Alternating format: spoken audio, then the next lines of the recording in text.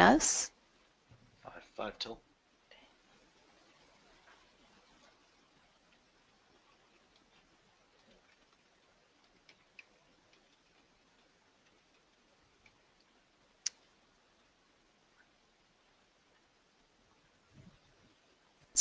And I see a lot of our PHP families are already joining us. We are so excited. Cristina and I are co-hosting this webinar. Cristina Moretto is with the Autism Society, San Francisco Bay Area. And as I mentioned, I'm Trudy Grable with Parents Helping Parents. And we are so lucky to have a couple of amazing folks with us today. Emily and Tom Iland are here to share with us about autism and the criminal justice system. What happens when your child is with ASD is detained or arrested by police? And I also want to mention is that they have also produced a DVD called Be Safe, the Movie, which we have in our PHP library, but I also have it at my house, and my daughter watches it continuously, has shared it with her friends, and even her program at the Morgan Autism Center has purchased the item with the curriculum that goes along with it. So we are getting the word out, and if you would like to borrow that from the PHP library, you only need to come in and you can call and make sure it's available before you come. We have this entire webinar series that we're co-hosting with the San Francisco Autism Society and Parents Helping Parents. We have several of the items that we have already done archived on the autism website. You can see the link below. And next we have Amy Lutz, who will be talking about ECT and the treatment of our most impaired children. On the 27th of April, we have Inside UCSF Research. And on May 25th, we'll be talking about social opportunities for Bay Area adults on the spectrum with a variety of speakers sharing their models.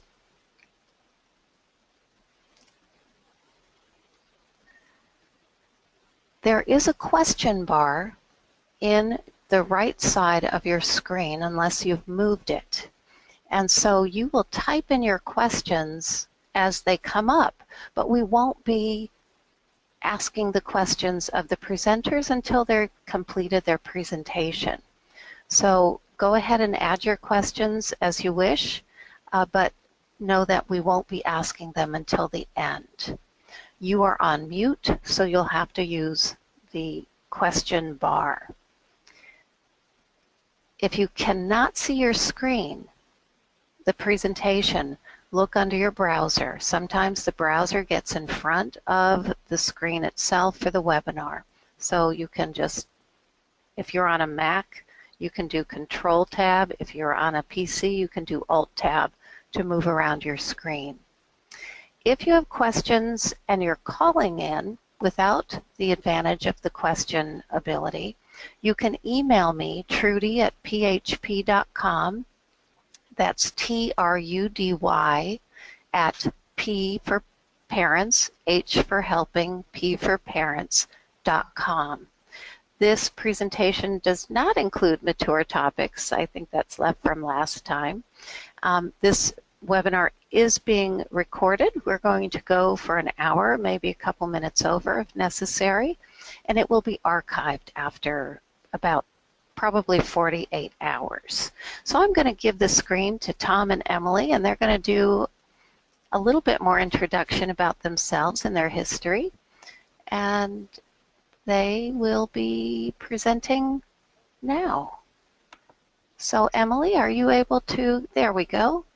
Yes, we're all ready. Thank you so Thank much you. for that introduction. So let's see. There we go. Hello everyone, this is Thomas Iland, and I'm an adult with autism, and I've been training police officers for about 20 years, since I was 13, after I got diagnosed. and I'm going to be co-authoring a book with my mother called Come to Life, Navigating the Transition to Adulthood. And I'm going to just interrupt you for just a moment and see if you could get closer to the mic, Tom. It's a little difficult to hear you. Well, this is good. We're getting this out of the way early. How about this? Yes, that's much better. Thank you. Okay. And I'm Emily Iland. Some might know my book, Drawing a Blank, or Autism Spectrum Disorders from A to Z. I'm an adjunct professor of special ed and the past president of the Autism Society of Los Angeles. I have 20 years experience training the police and created an Experience Autism program just for that purpose. And as Cristina and Trudy mentioned, I wrote Be Safe so we can teach our young people how to interact safely with the police. Can you see that Google alert on my screen or no? I hope not. Oh. Yes, we did see it. Oops, right. Now we're seeing your email. Yay! No, we don't want that. Oops. Sorry about that. That is all right. That's funny. I don't know how to turn those off. Anyway, we focus on training the police and young people how to be safe. But we want to let you know that Tom and I are not police or legal experts, so this isn't legal advice. What we'll be talking about today is educational information. So this is a picture from an incident that happened in Miami. It was heavily covered on the news. Basically, the young man on the right was playing with a toy truck. If we can pause for just a minute, Tom, we're not hearing you, and when we do, it's a little echoey. I'm going to see if the headset will do better here. Okay, thank you.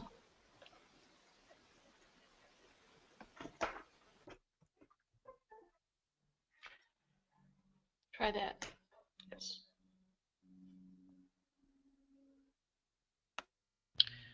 Test 1, 2. Oh, that's beautiful. Thank you. Beautiful. Okay, good. So the young man on the right in Miami was playing with a toy truck, and somebody called in thinking that he had a gun, and the police came in and proceeded to shoot at this young man, but instead hit the caregiver on the left, whom was showing that he was not armed. The young man meant no harm, but because of public misconception and lack of education from the officers and others involved, this did not end particularly well. So we are looking to address not only educating the officers, but also educating our young people how to behave around police. So we have to narrow down this huge topic of criminal justice and autism, and so our objectives today are to check your understanding of some key points about the criminal justice system, to learn about police procedures for detaining and arresting subjects, including people with autism, and learning about resources to prevent problems and prepare for these situations. So let's start with the definition of detain. Detain means stopping an individual for a brief time, usually less than 20 minutes. An example would be pulled over for speeding. Or if you look like a suspect the police are looking for, they can stop you, they can detain you for a brief time. And police have to have reasonable suspicion to stop anybody. They have to have objective reasons or circumstances, a reason to suspect that the individual was involved in a crime or was about to be involved in a crime. Now, the definition of arrested means a person who is stopped is not free to leave due to the actions of the officers. So detained and arrested are very similar, except one, you're free to go, and the other, you're not free to go. Officers need probable cause, not just suspicion, to arrest someone. They need objective circumstances that lead them to believe that there's a high probability or substantial chance that an individual has been involved in or will be involved in criminal activity. So hopefully the difference between detained and arrested is clear, but what's interesting is many of the procedures are common. Depending on police policy and how things are done in your neighborhood, whether someone is arrested or detained, the police will tell them to stop. So that's the first thing that happens in both situations. In both situations, the person would be asked to identify himself or herself. They need to give their name, date of birth, and an ID. Now, in the state of California, it's an offense to not identify yourself. So in our state, you must give the police your name, date of birth, and allow them to look at your ID. That varies state to state, but it's important to know that even if it's just being detained, that they're very likely to ask for that, and it's important to know how to safely do that and cooperate at that point. Whether you're arrested or detained, the police can check for weapons. They can do a pat-down or frisking. They like to call it a search for weapons. And whether you're arrested or detained, the police will ask you questions. They can use handcuffs when they detain you. Sometimes they do it to calm a person down. They have different reasons for putting handcuffs on people, but most people wouldn't expect that, but it is possible to have handcuffs on when you're not being arrested. And sometimes the police ask someone who's been detained to sit in the police car, and they either have them sit in the car with handcuffs on or with the door open or closed. So, you don't have to have done anything wrong to go through all of these procedures. And so it's so important to know what the procedure is, what police do in the area where you live, and so that we can teach our young people to cooperate and know what to expect. That's our big thing, is it could go wrong at any point in the procedure if people panic or resist or don't know what to do. So Tom and I are really big on prevention and preparation. We'll talk more about that. Now, the third definition we need to talk about is custody, and that's a situation and when an individual reasonably believes they will not be allowed to leave in a short period of time. And an example of being in custody is being taken in a patrol car to the police station. You're typically in custody at that time unless they tell you you're free to leave.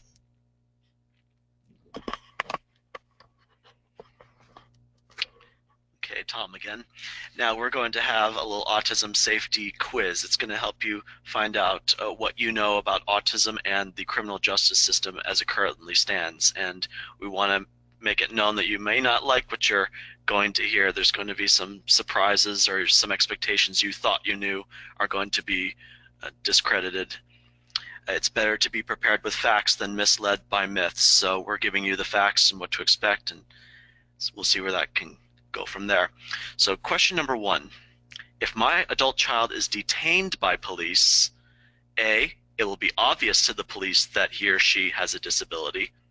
B, the police will let him or her be on their way because of their disability. C, both A or B, both A and B, or D, none of the above.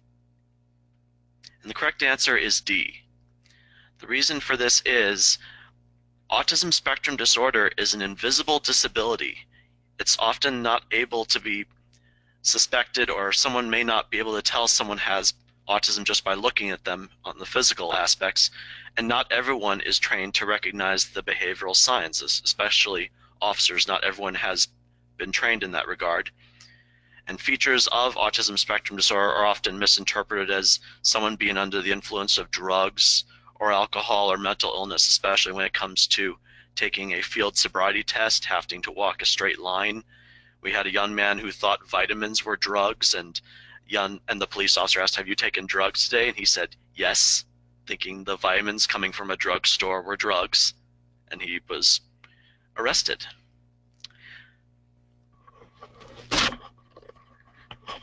So if we can't assume that the police are going to recognize autism, then we need to use tools to help them do that. So we have an example here of an autism card that you can carry in your wallet, that the young person can carry in their wallet. And I gave that card to Tom, and then when he saw the police, he reached into his pocket to get out the card. Well, that was not a good idea at all. And so we realized we have to train our young people to safely show their ID so the police don't think they're reaching for a weapon. But if an ID card's not going to work, we have to think about jewelry and tracking devices. We have a photo here of a shoe tag from If I Need Help, which uses QR codes to help police or citizens identify somebody who can't speak up for themselves or would need to pull up a helpful profile during an emergency.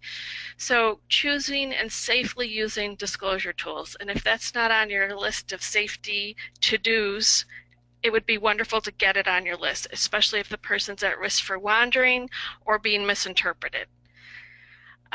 Also, you can find out if you can tag your address. In some communities, the police will allow you to put a note on your address so that when they ever get called to your address, a note comes up to the 911 dispatcher that says, you know, man with autism or person with epilepsy, whatever the condition might be that the police need to know about. Some communities allow you to put an address alert. Everybody, the police can put an address alert on any house they want. So if they've been there many times to a particular location, say for domestic abuse or weapons charges, that alert is already on the address because the police are able to make notes for themselves to help them be more prepared when they go to a particular location.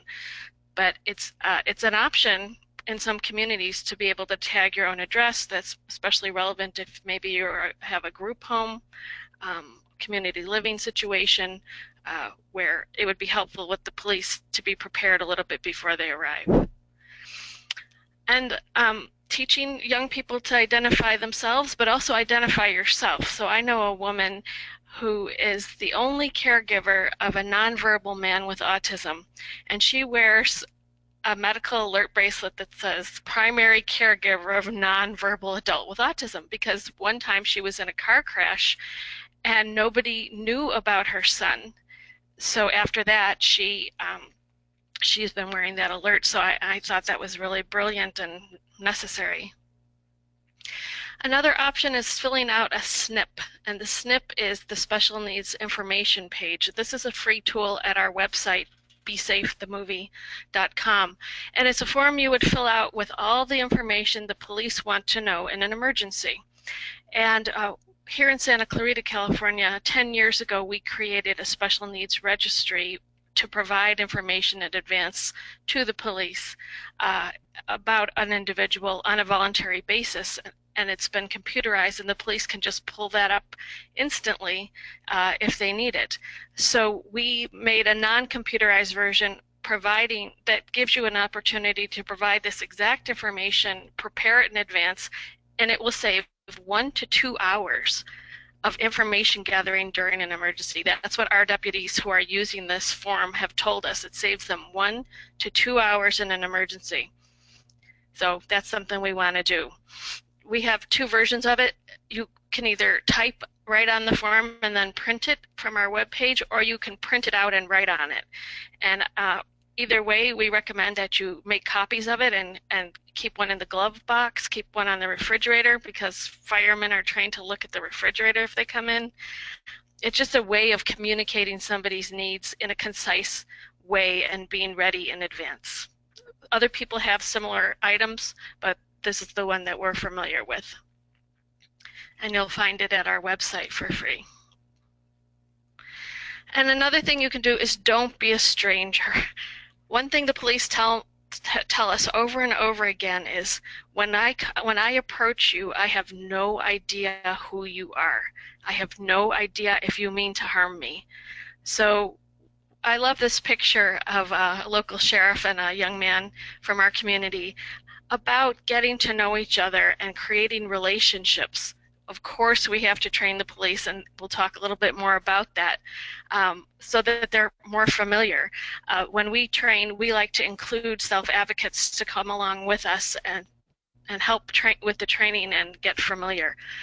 Any opportunity to meet local police, visiting the station, going to safety fairs. Now, the picture on the screen is the Santa Clarita Safety Expo, and what we did is we asked our city to open this event to us 1 hour before it opened to the public for access for people with special needs to come when it was cooler, when it was quiet, when it was less crowded, and they had that one-on-one time with the officers, and the quality of the interaction was amazing. The officers and all the emergency responders loved it, and so did we had a huge diversity of people come. So the access hour cost $0 because they were already doing the emergency expo. We just added on an access hour. So that was a no-cost solution and a really wonderful opportunity. Okay, Tom, again, here we're going to continue with our safety quiz. Question number 2. If my adult child with autism commits a crime, A, the police won't arrest him or her because of their disability. B, he or she will not have to physically go to the police station to be charged. C, both A and B. Or D, none of the above. Correct answer is D, none of the above. The reason for this is there's only one law, and it applies to everyone, disability or not. Your disability does not allow you to get a free pass. It does not exempt you from the law. And if you commit the crime, as we say in Be Safe, you will do the time. So you may not necessarily do time, but you won't get a free pass. And at the police level, it's important to know that at the police level, they're out there trying to find and arrest a suspect. And if your young person's a suspect, that's what they're focused on. Even if they know the person has autism, they can't give them a free pass, especially if they see the crime or there's a victim. So the last thing we want is people with autism getting arrested. I mean, it's just heartbreaking, the calls we get and the situations that have happened. But it's as important to know that the same procedures will apply to them, and they will have to go through the same steps and circumstances as anybody else, autism or not. And that is why we do this work, because to not be prepared for that situation is so much more difficult than having some kind of clue about what to expect. So even people with disabilities and even people who are conserved still have to go through the arrest and booking procedures, just like any other suspect. And I looked at legalaid.org, and they said what happens is you'll go down to the police station and you meet the watch commander, and that is a good time to disclose a disability. You get charged with the crime, you'll get searched and your property's taken away. They do the booking procedure, which is photograph fingerprints and checking your ID, and they hold you in a secure place. So that happens to everybody, disability or not. If you'll be questioned, then there will be a Miranda warning. So that's what to expect. Now, do you think any of us are even prepared for that? But we have to know that that is what would happen. And of course, there would be slightly different depending on where you live. Where the relevance of disability comes in is in the justice system. So when the case is prosecuted, that's when it's relevant if the person has a disability, if there's mitigating circumstances that explain what happened and why, from the person with autism's perspective, why they did something. That all is relevant in the justice system, but not necessarily at the police level. So I think that's an important distinction. So what do you do? Well, if someone is arrested, get help. In California, the regional centers have forensic specialists who help clients who are involved in the justice system. And I know this through experience because I worked as an advocate for 10 years for 300 families. And that's how I found out that there was such a thing as a forensic specialist at the regional center. They are often very experienced and connected and can help you navigate the criminal justice system if someone who's served by the regional center is ever arrested. And if that happens, you call your service coordinator or the officer of the day immediately, and they will know what to do. In other states, similar services may be provided through your Department of Developmental Services. Now, when I went on with this case I had through the regional center, I found out that the public defenders are often the ones who know autism the best because they end up taking these cases, and some of them are very experienced. There are a few criminal attorneys who specialize in our population, but we need to share those names because there's not that many who really understand all the mitigating circumstances that would be involved when someone with autism is in the criminal justice system. Okay, on to our next safety question. If my adult child resists being detained or arrested and begins to fight with the police, A, the police will know that he or she is doing that because of their disability. B, the police will automatically know how to modify their procedures to help him or her calm down. C, both A and B, or D, none of the above. You're kind of sensing a pattern here by now. We've got none of the above again. The reason for this is, in the years that my mother and I have been training police, they told us one day, Emily, I can know someone has a disability, but if they run from me, I still have to chase them. And if they fight with me, I, the officer, have to fight back and I have to win. This was absolutely terrifying, but it is the unfortunate reality. And whether someone with a disability hits or touches an officer in a way they shouldn't, whether they meant to or not, it's a whole new ball game, and the protocols will change completely. Because when the officer safety comes into play, their tactics and their protocols will change, and usually it's our young people that are not on the best receiving end of said tactics. So in a minute we'll talk about modifying and accommodating disability, but we want to point out that if things get physical, the police have to rely on their other tactics. The requirements for modifications and accommodations change if a situation gets physical. So all of this goes back to preventing, familiarizing, preparing, and practicing. We have to help our young people learn to follow laws to stay out of trouble in the first place. We need to help them become familiar with these police procedures because things that are familiar are easier and things that are unfamiliar are harder in any situation. How many times did you take your young person to McDonald's to order from a menu, and how much practice did they need with that procedure? Well, I think we're leaving safety to chance if we're not helping our young people learn these procedures. They need to learn to cooperate and follow instructions, and that's a tall order. I understand that's a tall order, and that's why we did create specialized teaching materials. But the problem is that many people, this isn't on their radar to help somebody stay calm and know what to do versus hoping it'll go fine if they have a police encounter.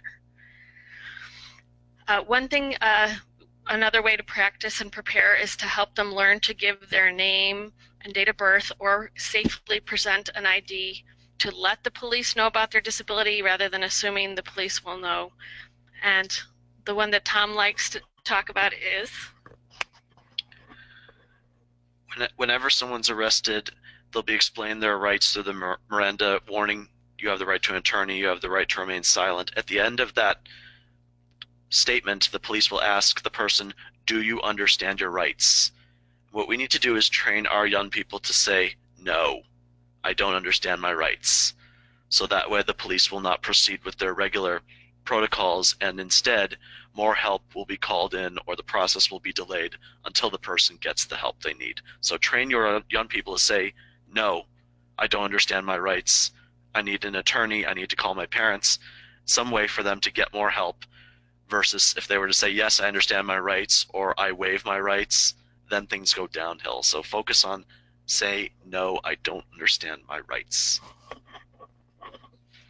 And sometimes when Tom and I tell the police we train people with autism, they don't like that idea very much, but we also know what happens when the process continues, assuming the person knows their rights and understands them when they really don't. Lots of unfortunate examples of that. So here's one of our favorite free tools from the California Bar Association called When You Turn 18. And it's a free pamphlet you can get in California. You can order up to 250 of them at a time in English and Spanish. And it tells all about the laws. So if you're a teacher, this is a fantastic tool. If you're a parent, to start with the laws that the person already knows how to follow and then expand on things that they need to learn, especially where they would be at risk. For example, breaking laws on the internet. If they're on the computer a lot, start with that section, because we don't want them committing a crime because they don't know the law. If you don't live in California, you can still go to the California Bar Association website, and they have it as a PDF that you can download. It's a great free tool, a great starting point. And of course, Tom always says, don't start teaching them stuff when they turn 18. It takes years to prepare, so the earlier you start teaching about laws, the better. Another thing is, the only reason to call 911 is because somebody's in desperate trouble. Please don't call 911 to teach your kid a lesson. Because number one, they're not going to learn anything from it. That's not a teaching tool. That's a threatening tool. And the police don't like you to call 911 to teach them a lesson because it makes the person afraid of the police or think that the police are bad or will yell at them, and it discourages the person from asking for help when they need it. So the police don't like you to call them to teach someone a lesson, and it's actually a very risky thing to do, and it can go wrong on many, many levels. And the reason we have a picture of a bell is because one of my favorite detectives once said, once you ring the bell calling 911, you can't unring it. Meaning, if you call the police to teach your kid a lesson and they come in and see that you're bruised, they now have to investigate domestic violence that your person with autism committed against you, and you have no more control of the situation. When they see certain things, then their protocols and procedures have to take over, and you can't say, oh no, I don't want to press charges, or you don't have the same amount of control depending on what they see when they get there. So we discourage you from calling 911 to teach someone a lesson. Whatever that lesson is you want to teach, find another way to teach it and definitely work on it. But that's not really a good strategy for teaching. So what else can you do? Well, people with disabilities have the legal right to accommodations under the Americans with Disabilities Act, and Title II of the ADA prevents discrimination against people with disabilities and prevents discrimination due to failure to accommodate or provide access to services. And the ADA affects everything a police department does. So how they enforce laws, how they get complaints, how they interview witnesses, how they arrest, book, and hold suspects, and in their 911 call centers, they are required to accommodate disability. This is very important. And here's something, a link you'll want to copy down or look at in the archive, is the Civil Rights Division in January of this year wrote guidelines for the criminal justice system to help them comply with Title II of the Americans with Disabilities Act, specifically to help them accommodate people with intellectual and developmental disabilities and or mental health issues. So they have examples and resources to show criminal justice agencies good models of how to accommodate. Now, this is really exciting. However, there's not been a lot of training on this specific topic. Tom and I are doing some work on it, and other people are doing work all across the country. But there's not one integrated movement to help the police do these things. But you might like what you read when you see these recommendations from the Department of Justice Civil Rights Division. And two of the main things they want to say are how to communicate effectively, which is so relevant for people on the spectrum, no matter their verbal ability, and how to avoid unnecessary criminal justice involvement. If you can sort it out at the beginning that somebody just didn't understand or made a mistake or, wasn't aware, then that's the time for a free pass, definitely. If it doesn't have to be criminalized, that's a great thing. But the goal is to avoid the unnecessary criminal justice involvement. So I'm really excited about this. Now, when Tom and I train the police, he's going to tell you a couple of things we train them to so they can learn to accommodate autism and other developmental disabilities.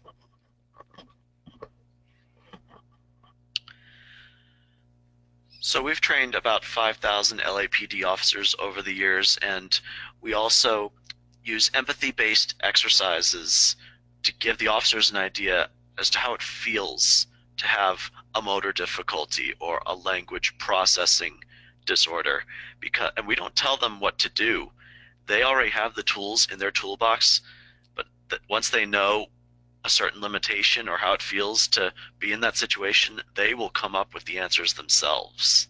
And this particular picture is us. We teach the police to accommodate. We have cards that we ask the police to look for or to utilize in our population called picture boards, and they're especially effective when it comes to those that may have limited or no verbal abilities at all.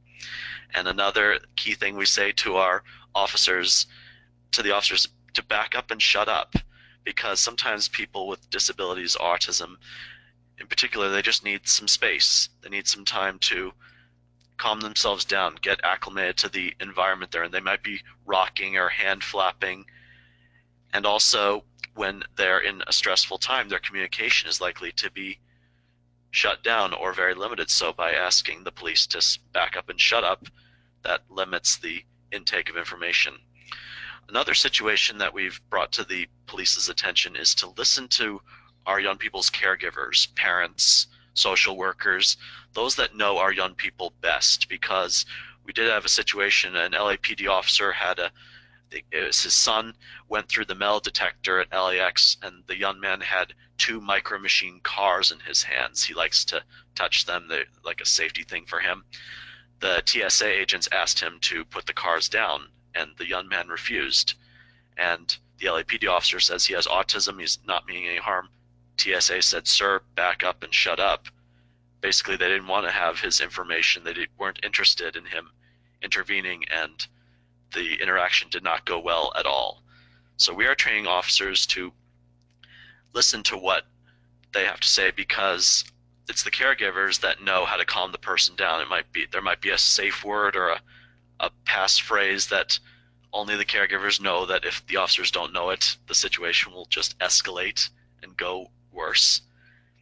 And also reducing those sensory stressors, because sometimes someone with autism can't stand the loud noises or the sirens on an emergency vehicle or the flashing lights on a police car. So by turning these things off, reducing those distracting factors, the person is more likely to focus on the here and now and the task at hand of what's happening. So we've actually trained about 5,000 officers across the country, not just LAPD. But we started local and went elsewhere, because these are the things that officers need to know that are autism specific and are things that they are realizing are very, very helpful. But that's not part of their regular training. They are not trained to back up and shut up, except in their that is part of their de-escalation. So we try to make the link between what they've been trained to do in other situations and how to apply that and make it relevant to a situation involving someone on the spectrum. So how do you get accommodations from the police? Well, first, the person usually needs to disclose a disability and ask for an accommodation. So also, if the police perceive the person as having a disability, they can offer accommodations. But it's more direct to actually disclose, and we'll talk about how to do that.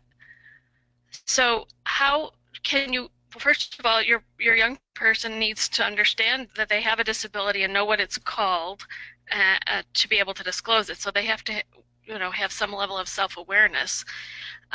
Another thing you can do is if the police are called to a situation, you can tell the police that someone has autism and ask them to put it in their report, because that is documenting the disability from the get-go, and that means that the accommodations should apply and be relevant from that point on.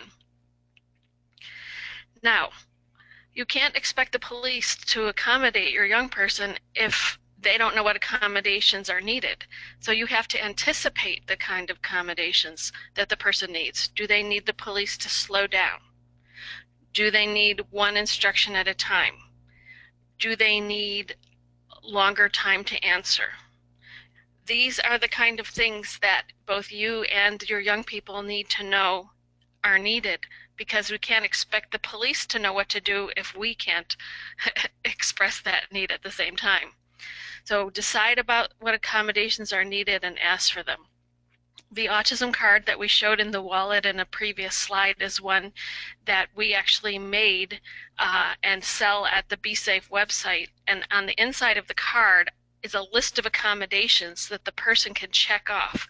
So when you carry that particular card in the wallet, when the young person does, and the police read what autism is, and then they open it up, and there's the checklist of accommodations that the person is requesting. Because you review them in advance, you check off the ones that are relevant, and that is a nonverbal way of asking for those accommodations and disclosing disability. So we're doing great. We met our objectives so far. We've checked your understanding of key points about the criminal justice system. We learned about police procedures for detaining and arresting suspects, and we learned about resources to prevent problems and prepare for these situations. Now, this is a huge topic. We know that this is just like the introductory webinar. We could talk about this for hours, and there's so much more to say and do and think about. But the idea here is, how can you plan and prepare? How can you familiarize? And but we would love to continue this dialogue and talk more about it. And this is our contact information: Emily at besafethemovie.com and Tom at thomasiland.com. And here are some sources and resources for you. These are some of the sources I used in the presentation, and things that might be helpful to you. And Tom and I are out and about doing presentations, and we do an event called the Be Safe Interactive Movie Screening, where we bring together local police and 25 young people with autism or other disabilities, and they watch Be Safe together, and they do safety activities together and learn how to follow instructions and ask for help and things like that. So we're out doing that all over, and if you want to see that or other things that we're up to, you could like us on Facebook or Twitter and see what we've been up to, because this is such an important issue, and we all need to be doing what we can. Oops. So I think now we have some time for questions. Emily, can you go back to the resource slide and leave that up? People are asking so that they can get that information written Sure, down. no problem. Thank you. And also, when this webinar is archived, you can also see this slide there as well. Certainly. So we do have some questions, and Cristina and I are going to alternate asking them. The first question is, do the regional centers automatically tag group homes with the police? No, the regional centers don't tag their group homes. First of all, not every community allows the group homes to be tagged, or any home to be tagged, so it depends where you live. But you would want to go to if you are with a group home or your young person lives in one, go down to your station, ask to see the watch commander. That's the person with authority, and that you can ask the watch commander about it. And it may be the first time anyone's ever asked, but it's certainly something worth exploring. A lot of times the answer is yes. Thank you. The next question that we have is, how do we find out if our local police have been trained?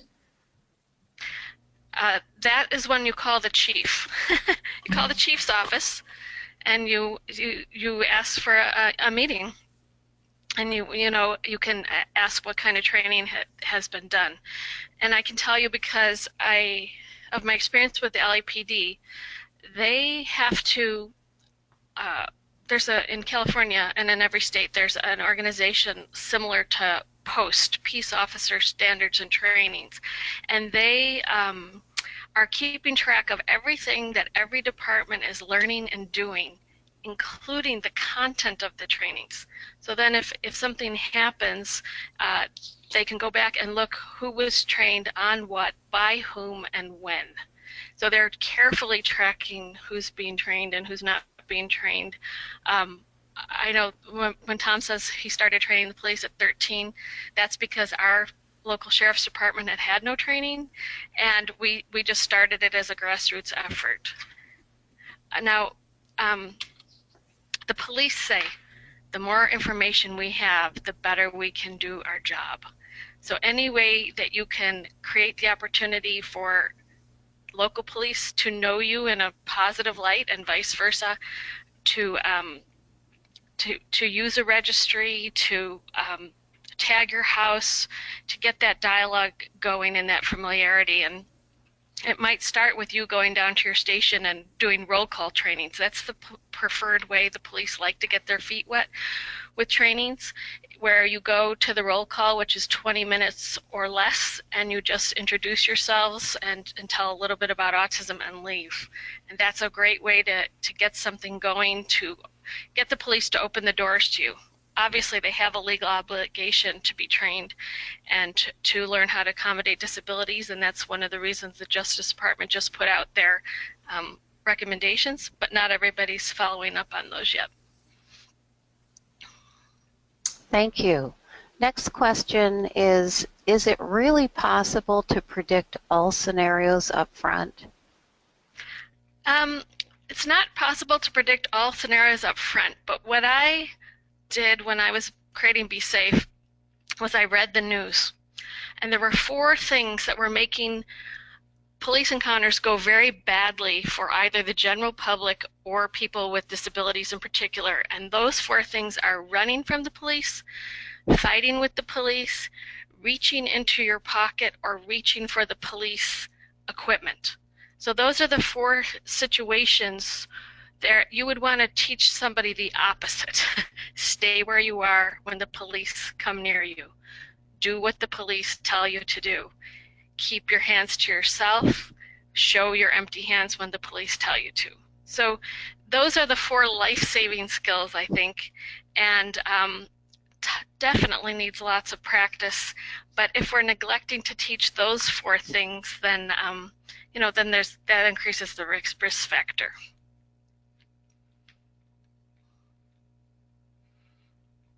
Thank you for that. Another question is, what are some of your favorite shoe tag providers as well as options for QR codes? Well, I only know of one, so you'll have to look on the internet because I'm positive there are more, but I'm familiar with If I Need Help, who are the shoe tag providers. There happen to be friends of mine. They live in Santa Clarita, and I used to be the advocate for their son, who's a nonverbal boy with autism who wanders. And they designed a whole bunch of different options besides the shoe tag to help identify. And what they like to say about that is that, say someone with autism wanders, the police don't have to get involved if somebody at the park notices the QR code, scans it on their phone, and gets a live message about where the parents are. So the QR code is a really great low-tech, low-cost tool, as long as people know what they are, and they have had many success stories. But I'm not advertising for them or anything. That's just the one that I know about because they're local, and there are a few others out there. Thank you. The next question is, where will this webinar be archived? And I have added a link to the answer to everyone, but just to give it to you over the phone in case you're not seeing what we see, It's www.sfautismsociety.org/webinars.html. And under each listing in the archives, you'll see recording here in dark blue ink, well, not ink, but bold print. You'll click on that, and that's where you will see it. Okay. The next question is, can professionals coordinate the movie viewing and training, or does it need to be a parent? Professionals can definitely coordinate a movie viewing. When you get Be Safe Teaching Edition, it has the movie plus the teaching materials. And so the way I like to do it is watch an episode and then do some activities that go along with that episode from the lesson. And there's a wide array of differentiated materials in the curriculum that you can choose from depending on the needs of the people watching. But there's information in there. We build 110 safety vocabulary words, and also I wrote 30 goals, safety goals, because I love writing goals. Most people don't.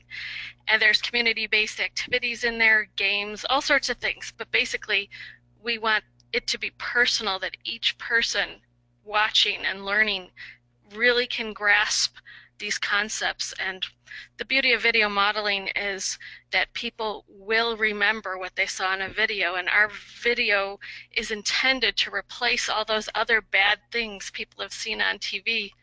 Like when Tom was a big Jim Carrey fan, he's going to tell you about that. So the reason we have the episode about self-disclosure and how to safely disclose your disability, I'm a big Jim Carrey fan. I know lots of his movies by heart. Liar Liar, Dumb and Dumber, Ace Ventura. So when I get pulled over for the first time and I kind of have a smirk on my face as I'm rolling the window down thinking of Lloyd and Dumb and Dumber when that happened with him, the officer asked me, "Sir, are you not taking this situation seriously? Do you think this is funny?" And also there was a scene in Liar Liar where he proceeded to tell the officer everything he did wrong, had that glove compartment full of parking tickets, ended up getting his car impounded after he said, "Be gentle."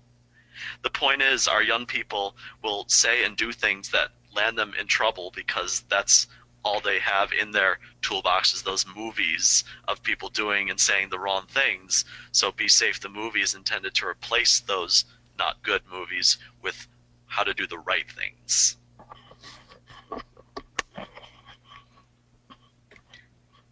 All right, so the next question is, what are common, if any, ways autistic people are confronted by the police? Well, people with autism are confronted by the police like everybody else. So the first thing that happens, let's say, it depends on the situation, of course. In Be Safe, we have a situation where 2 kids with autism took a shopping cart from the grocery store because it's too hot to carry their backpacks. So the police just roll up in a very calm manner, just like they would with anyone else. And of course, the police don't know that these are young people with disabilities. So it could be a very calm first meeting. It doesn't have to have lights and sirens and, excitement attached to it. It could be a very low-key situation. But what turns it into a difficult situation is if the young person is afraid when the police approach and they run. Because if you run, the police have to chase you. That doesn't turn out very well. So that's one way the approach could happen, is the police just get out of their car and come towards you. So if you picture that, picture how your person might respond to that. That's one way to start. And another would be an emergency situation where the police start with their command presence, which means that they're coming out using their body language and their voice to command authority over the situation. So they use their command presence and they'll say, "Stop, stand where you are," and they'll give all these commands in a very brusque voice. How do you think your young person would respond to that? But that is how it all works, and that's why we show all those different types of scenarios in the movie, even just seeing a police dog in a restaurant and wanting to go touch it. The police are everywhere all the time, and there's many different possibilities, but that's why it's important to prepare for the most likely ones and prepare for the most dangerous ones. And one thing that comes to my mind as being in California was when there was a terrorist attack in San Bernardino, and I watched the news of getting all those young people with autism out of the building and how they had to just be swept out of there with everybody else during the chaos. And, you know, there's no way to prepare for that except during a calm time to practice getting out of the building, so that if there was ever another reason to, like a fire or another threat of some kind, that it would be a familiar situation. Thank you. So the next question is, what is being done to train high turnover direct support people on supportive crisis intervention that doesn't put individuals at risk in police interactions? Yeah, that one's a bit beyond my scope of authority. I'm not sure what's being done about the police turnover in the mental health area. Thank but you. It's scary. But It you know, is it's scary. something to think about. Should we try to develop relationships with security staff at malls and train them? Yes, the security staff at malls love to get more information about what to do, because you know they're not as highly trained in tactics and things like that as the police. They're just kind of doing the best they can, and that's one of the situations where sometimes it's public perception that causes a problem, like someone with autism who's looking at the video games in a window across the mall. Someone thinks they're staring at their child or some things like this, and mall security gets called and they don't know what to do. Or if someone goes missing, they don't know how to lock down the mall if someone with autism gets separated from their caregivers and can't be found. So yes, I think that's a great idea if you go to the mall a lot. I mean, what community doesn't have people with autism at the mall? If autism is, 2% of the population at this point. And in fact, that brings up the case of Ethan Saylor, a young man with Down syndrome who was killed at a movie theater in Frederick, Maryland about 3 years ago because of a problem at the movie theater. He wouldn't get out of his seat when the movie was over, and mall security was called, and they handled the situation all wrong, and Ethan ended up being killed for really no reason at all. So yeah, really important question. We skipped one. I'm going to go back. What is being done to train high turnover direct support people on supportive crisis intervention that doesn't put individuals at risk in police interactions? Again, I don't train staff, so I don't know. I mean, I don't train on crisis, so I don't know what's being done. I'm sorry, I can't answer those kind of questions. That's not my wheelhouse. Thank you. So if your large adult child has hit people in the community, how can you make an impression on them that the next time they may be arrested? The last person hit declined to press charges. Well, I think it's all about finding a replacement behavior, because just explaining that or putting a consequence hasn't worked in the past, so there's no reason to think it's going to work in the future.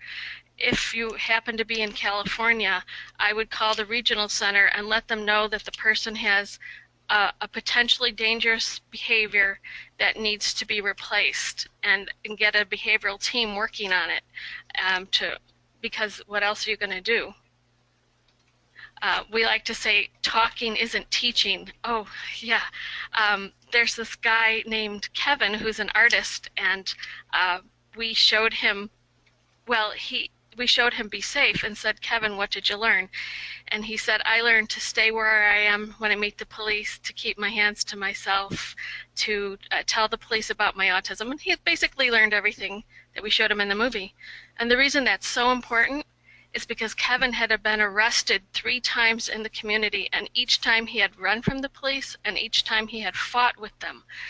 And each time his mother said, Kevin, you can't run from the police, or his teacher would say, Kevin, you can't, fight with the police, it's dangerous. and he didn't learn from people telling him, but he did learn it from watching Be Safe. So, you know, I understand how difficult a situation is, the one you're describing, but you know what hasn't worked so far. Hope maybe you could make your own video model of what to do instead rather than hit. But you know, consequencing and negative reinforcement and all those things, that's you know, we've discovered they're not effective. So keep on sticking with it, because you don't want one more hit to happen. For sure, nobody does. What would be the most efficient way to train officers in the San Francisco Bay Area, since we have many police departments over a large area? Well, unfortunately, each jurisdiction does their own thing. There is no coordinated effort anywhere that I can think of. For example, Tom and I are working in one city in Texas, but there's many, many other cities. I suppose it would be to bring together your stakeholders, people who are interested in the topic, and representatives from each department. And my secret has been to find a person in the department with a child with autism who wants to see this training happen. That gives a lot of momentum rather than knocking on a closed door. Having an insider who's interested and willing to help you, coordinate and get something going. And also, by the way, in the state of California, we created a video called Autism Spectrum Disorders, Recognition and Response. It's a free 2-hour video available to any police department in the state of California for free. And it was created in response to legislation that we worked on. I think it was back in 2006. I was on the committee that passed legislation to make sure this video got created. The bad news is that the legislation didn't say that anyone had to watch it. So here's this fabulous, it's really good, 2-hour video with all sorts of scenarios and information. It's exactly what the police need to know, because it was written by 20 different California law enforcement representatives and a bunch of civilians, including me. And it's really good, and it's free, and it's out there, and it's meant to be shown during roll call. It would be fabulous if we could get that going for Autism Awareness Month. Just tell Emily, them. where might people be able to find that? It's not available to the public. You would need to go to your local police station that you want to train, or go to the groups you want to train, and the officers, the agencies have information to access to the video through POST, P-O-S-T, Police Officers Standards and Training. So if you say, I want you to show the post-autism video in April during roll call, that's a community request, and they need to give you an answer. Thank you. Let's see, the second, that was just answered. Are police amenable to being joined informally during coffee breaks or invited to them? A lot of police organizations are trying to create community, and for example, one part of the LAPD has coffee with a cop, and so they have different officers in the coffee shop, and they invite the public to come sit down and have coffee. Other communities are doing pizza with the police, where somebody donates pizza, and you bring the people from your group home, or whoever, just you plan these little events to create that. And the police have an obligation called community policing, and it means that they have to be responsive to the needs of the people in the community they serve. So by you coming to them, then they can be responsive to you. In other words, if we're not expressing our needs as a community, then how are they going to respond to them? So that's why when I went to my community and said, we need a registry, they said, what does that mean? And then when we explained what it was and how it would help the police do their job to have more information and save time and help in search and rescue, they were all in. Thank you. So someone had a question about if you could explain what is roll call. Roll call is a briefing done every single day, many times a day, every time a shift starts at a police department. Like there's 3 or 4 shifts, like 4 till midnight, midnight till 8 in the morning, 8 in the morning till 4 in the afternoon. Those are the shifts. And before the shift begins, everybody sits together for 20 minutes and they get updates. They call the roll to make sure everybody's there who's supposed to be working that shift, and then they give them updates, like if there was a robbery or what crimes happened or suspects they're looking for. It's their time to be together and get updates. But many times that is a time where they do some training, short informational things. And I've actually gone to the sheriff's station during all the roll calls in 48 hours to get all the different people, because that's one of the problems with training the police is you can't pull the whole department off the street to take your training. So you have to do what works for them. And sometimes little increments works best, but it's hard to reach everybody when people are off or on vacation and different things. Tom wants to tell you one little story real fast about that. And so these roll calls and inserting a training about autism or bringing a young person with autism in to describe what it's all about can be very effective. And we had one such training in North Hollywood, and about maybe 5 or so minutes after they received their training during the roll call, some police officers actually did come across a young man with autism and knew exactly what to do, having just received that training.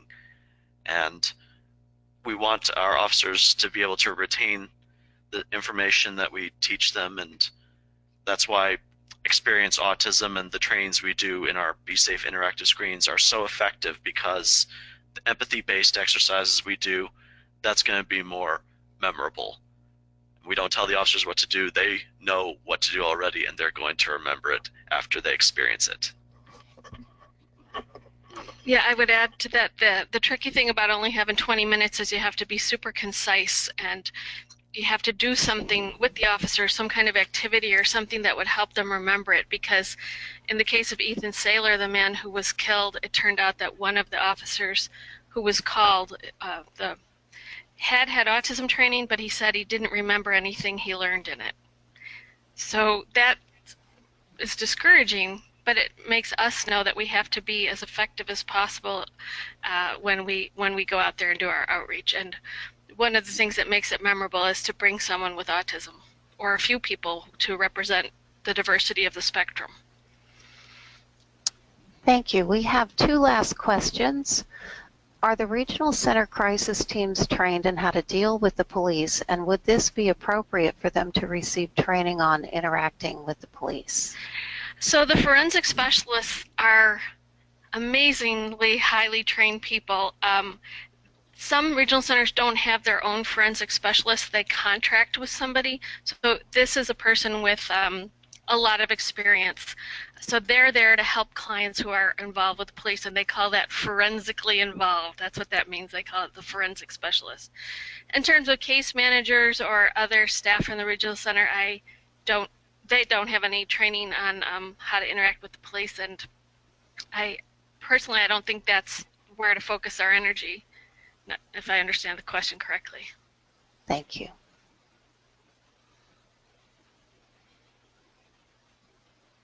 The last question is there a way for individuals' homes or apartments to be tagged with that someone with a disability or autism lives there, especially important for group homes, SLS, or ILS clients? Well, I agree completely, and there is no national policy on tagging. It's up to your department what their policy is. So you would ask to see the chief and ask to do the tag, because if it's not something your community is currently doing, they can make an exception or start a program. But the pushback from the police on that is a couple of things. One is, well, we don't want everybody just putting whatever tag they want, but if you can make a case that it will help the police do their job and be more effective and appropriate, and that it's a good accommodation, you can make that case. The other downside of a tag is when people move and the tag remains, that's just something, there's nobody to monitor the tagging system. So. Thank you. And I just noted, if you aren't seeing the questions and the answers, that Autism Speak does have a window decal that can be placed with the autism alert on it. Yeah, the Autism Society also has one. Okay, awesome. And so does If I Need Help. They have them too. There's one last, I'm going to take this one last question. Shouldn't it be standard procedure for the regional centers to tag group homes? And I am going to, if you don't mind, respond, because while we've been on this call, I did email contacts at the regional center to find out about that. But the response was they are not aware of any process by which the regional center informs the local police department of its existence, and they are not aware that CCL does so either. Some group homes do introduce themselves to the local community resources like police, fire, and that is the answer to that, sadly. I just want to really thank Tom and Emily for spending this time with us. We know you're busy people and you're very generous to share your morning with us. So thank you so very much. Did you have any final comments? No, we just want to thank everybody who attended, and I hope it was helpful. And please email me if I'd love to hear feedback. If anyone has feedback for us, you could email me and Tom, or if you have other questions. And we thank you for your interest in this topic and your desire to make a difference. Thank you. And I do see that there are a lot of people in Santa Clara County. I want to mention that if the unthinkable occurs and your child is arrested, there is a mental health court in Santa Clara County, and you would ask for Judge Manley's court, M-A-N-L-E-Y. And if you need further information, you can give PHP a call. And thank you all, and take care. Thank you.